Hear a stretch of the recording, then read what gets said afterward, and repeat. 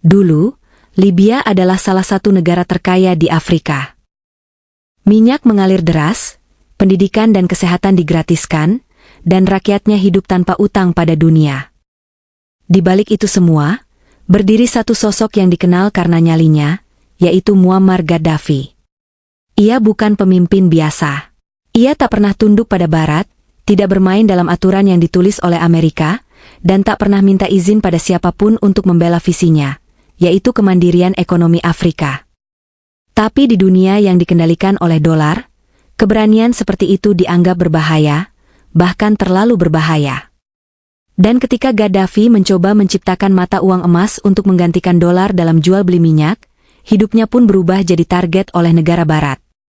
Yang terjadi selanjutnya bukan sekadar intervensi militer, tapi pembantaian sistematis terhadap satu negara yang memilih jalannya sendiri. Dan seperti biasa, semuanya dilakukan atas nama demokrasi. Sebelum dunia mengenalnya sebagai medan perang dan kekacauan, Libya adalah simbol stabilitas dan kemakmuran di Afrika Utara. Dengan cadangan minyak terbesar di benua Afrika, Libya bukan negara yang mengemis pada bantuan asing. Pendapatan minyak dikelola untuk membangun fasilitas publik, pendidikan, dan infrastruktur. Bahkan pendidikan dan layanan kesehatan diberikan secara gratis. Listrik pun dinikmati hampir seluruh rakyat, hal yang langka di banyak negara berkembang. Di bawah Gaddafi, Libya punya cadangan devisa tinggi, tidak tergantung pada IMF atau Bank Dunia, bahkan Gaddafi memberi beasiswa ke luar negeri bagi rakyatnya. Libya juga punya angka melek huruf tertinggi di Afrika, dan angka kematian bayi terendah di kawasan. Gaddafi memang bukan pemimpin demokratis, tapi secara ekonomi dan sosial, ia membawa stabilitas yang nyata. Libya bukan sekadar negara minyak. Ia adalah contoh tentang bagaimana sumber daya bisa digunakan untuk rakyat, sampai semuanya berubah. Muammar Gaddafi bukanlah pemimpin biasa. Ia bukanlah boneka kolonial, dan bukan juga tokoh yang dipoles untuk menyenangkan media. Muammar Gaddafi adalah jenis pemimpin yang langka, keras kepala, karismatik, dan tak bisa diatur oleh siapapun, termasuk Amerika Serikat. Naik ke tampuk kekuasaan lewat kudeta tahun 1969, Gaddafi langsung menyusun arah baru untuk Libya. Ia mengusir pangkalan militer asing, nasionalisasi perusahaan minyak milik Barat, dan memutuskan untuk menarik Libya keluar dari orbit pengaruh asing. Dengan gaya khasnya yang eksentrik, pakaian tradisional mencolok, ia sangat lantang pidato berapi-api di depan PBB. Gaddafi menjadi simbol perlawanan global terhadap imperialisme. Gaddafi menyebut Amerika dan NATO sebagai penjajah modern. Ia mengkritik keras PBB sebagai alat negara kuat. Dan ia tak ragu membantu kelompok-kelompok revolusioner di berbagai belahan dunia, dari Afrika, Timur Tengah, hingga Asia. Tapi di balik semua gaya nyeleneh dan sikap kerasnya, ada satu hal yang tak bisa disangkal. Gaddafi tak bisa dikendalikan. Dan di dunia yang dibangun atas dasar kontrol dan dominasi, sifat seperti itu membuatnya berbahaya. Di dunia modern berputar karena satu hal, yaitu dolar. Hampir semua transaksi internasional, terutama perdagangan minyak, harus lewat mata uang Amerika. Itulah kekuatan terbesar Washington, bukan tank atau rudal, tapi mata uang yang membuat semua negara terpaksa tunduk. Tapi Gaddafi melihat celah. Ia punya ide gila, sekaligus revolusioner, yaitu menciptakan mata uang baru berbasis emas, yang akan digunakan seluruh negara Afrika dalam jual beli minyak dan perdagangan internasional. Dan nama proyeknya adalah dinar emas. Bukan kertas, tapi emas fisik. Gaddafi tahu emas tak bisa dicetak sembarangan. Dan yang paling penting, tak bergantung pada sistem keuangan Barat. Dan bayangkan jika rencana ini berhasil, negara-negara Afrika tak lagi membutuhkan dolar. Pasar minyak global pun bisa keluar dari kendali Washington. Dolar kehilangan dominasinya, dan sistem yang sudah lama dibangun mulai bakal hancur. Bagi Barat, ini bukan sekadar mimpi buruk ekonomi. Ini ancaman eksistensial. Karena Gaddafi tidak cuma punya niat, tapi juga punya kekayaan, pengaruh, dan jaringan politik di seluruh Afrika untuk mewujudkannya. Dan setelah rencana dinar emas itu mulai dibicarakan secara terbuka, dunia pun mulai bersiap menghadapi skenario untuk menyingkirkan Gaddafi.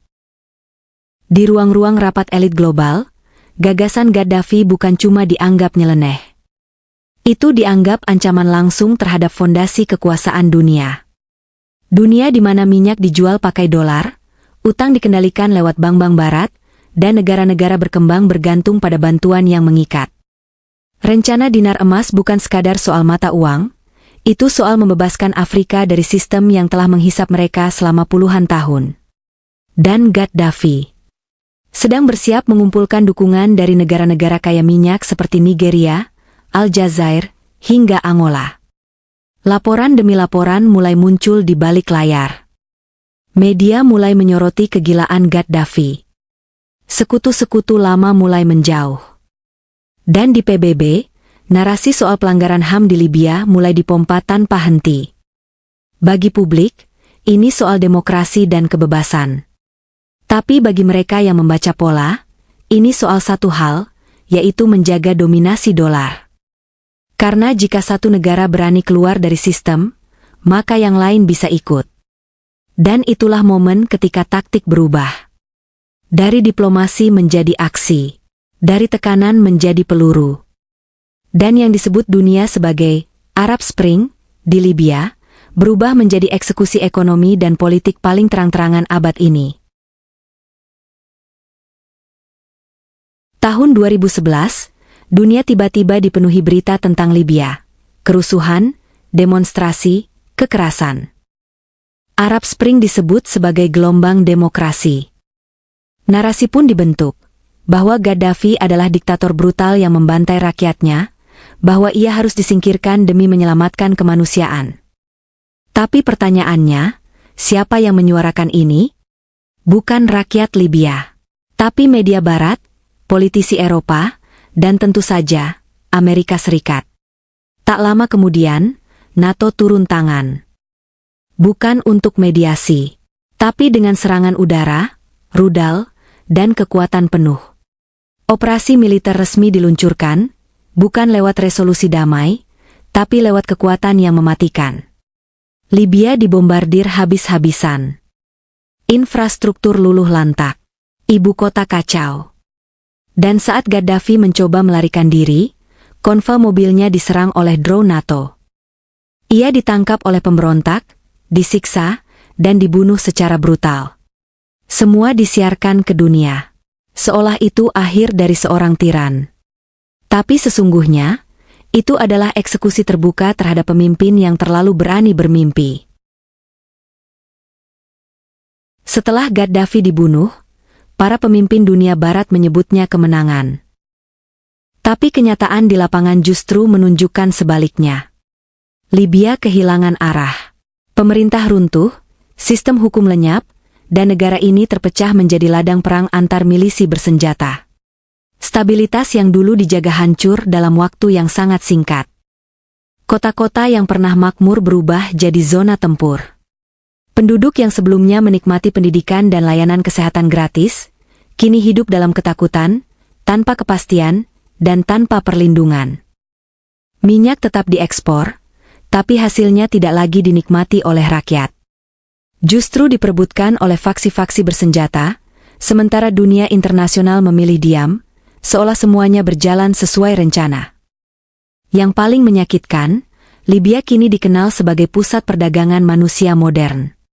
Para migran dijual secara terang-terangan di pasar gelap. Bukan sekadar eksploitasi, tapi bentuk perbudakan di abad ke-21, yang terjadi di negeri yang dulu digambarkan sebagai korban diktator. Inilah hasil dari intervensi yang diklaim membawa demokrasi. Libya bukan dibebaskan, tapi ditinggalkan. Setelah tujuan politik tercapai, negara ini dibiarkan hancur dan terlupakan.